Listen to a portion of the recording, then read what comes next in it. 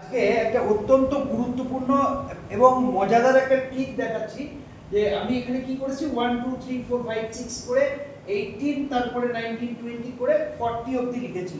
ঠিক আছে, আমি এটা 99 অবধি 99 অবধি লিখতে পারতাম। তার মানে আমি কি করলাম, ন্যাচারাল নাম্বারগুলো লিখেছি। তো দেখতে পাচ্ছি যে 1 2 3 4 5 6 7 8 9 9 হচ্ছে এই যে সিরিজটা তার 9th প্লেস, তারপরে 10 এটা 10th প্লেস, 0টা 11th প্লেস, 1টা এখানে 12th প্লেস, এটা হচ্ছে 13th প্লেস। তো আমি ইচ্ছা করে প্লেস গুলোও দেখিয়েছি। তো 40 অবধি দেখা গেল 40 এই 0টা 71তম পদ। তো আমি এই যে ঠিকটা দেখাচ্ছি এটা 99 অবধি ক্যালকুলেট করা যাবে।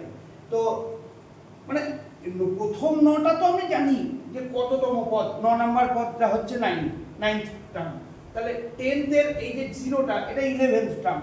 এইভাবে আমি না খুঁজে বলতে পারবো। মানে আমি যদি প্রশ্ন করি যে এই যে সিরিজটার 54th টার্মটা কত, তো এটার জন্য ফর্মুলা হচ্ছে 9 + 54/2, তাহলে কত হয় 63/2। 63/2 এ ডিভাইড করা যাচ্ছে না, তাহলে আমি লিখলাম 31.5, এভাবে লিখলাম। তাহলে বোঝা গেল যে 31 তারপরে কিছুটা যোগ আছে, তাহলে তার পরের টার্মটা কত 32। 32 এ কটা পদ আছে না দুটো পদ আছে, 32 তার কোন পদটা নেব, প্রথম পদটা না 3 নিলাম, তাহলে প্রথম পদটা হচ্ছে 3, তাহলে 54তম পদ হচ্ছে 3। আমি এখানে দেখি এই যে 54তম পদ সেটা হচ্ছে 3, মিলে গেল। এবার এই যে 2 দিয়ে ভাগ গেল না, এবার যদি 2 দিয়ে ভাগ যায় তাহলে কি হবে, তাহলে আমি একটু দেখি যে 51th টার্ম কত হবে। তাহলে কি করব, 9 + 51/2 দ্যাট ইজ 60/2 দ্যাট ইজ 30। এইখানে যখন ভাগ যাবে তখন যে রেজাল্টটা হবে তার ইউনিট ডিজিটটা নেব, তার ইউনিট ডিজিট কত 0, তাহলে 51th টার্ম হচ্ছে 0। আমরা একটু চেক করে দেখি, 51th টার্ম হচ্ছে 0। তাহলে খুব সহজেই আমি আপ টু 99 অবধি যে কোনো পদ, কততম পদ, যদি আমাকে বলে 65তম পদ, সেই পদটা আমি নির্ণয় করতে পারবো।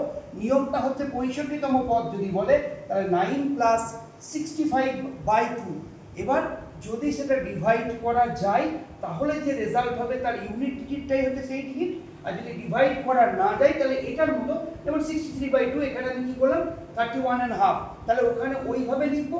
এবার বুঝতেই পারলাম 31 + হাফ, তার মানে 31 এর পরের পদটা, পরেরটা কত 32, 32 তে কটা পদ আছে দুটো পদ, তাহলে তার প্রথম পদটা নেব, তাহলে 32 এর প্রথম পদটা কত 3।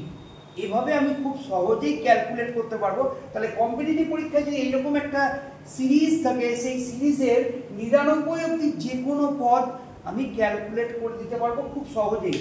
99 এর পরে কি করে হবে সেটা নেক্সট ভিডিওতে আমি দেখাবো। Thank you.